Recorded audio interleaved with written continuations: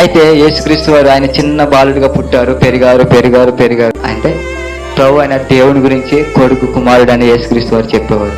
ఇదిగో పరలోక రాజ్యం ఉంది, అక్కడ తండ్రి మీ అందరూ ఆనందిస్తున్నాడు, మీరందరూ ఆయన రాజ్యానికి వెళ్ళాలని ఆయన ఎదురు చూస్తున్నారని కుమారుడు తండ్రి గురించి గొప్పగా చెప్పేవాడు, గల్లీగా తిరిగి చెప్పేవాడు. మీకు అర్థమవుతున్నాయి మాటలు? అర్థమవుతున్నాయి. గల్లీలా తిరుగుతూ ఆయన చెప్పేవాడు యేసుక్రీస్తు వారు తండ్రి గురించి. అయితే యేసుక్రీస్తు వారు ఆయన రాకూడని రోజు ఒక రోజు వచ్చింది. అయితే ఆయన్ని కపాల అనే స్థలానికి తీసుకెళ్ళాక ఆయన పక్కటెముకలో బల్లెపు పొట్టు పొచ్చారండి.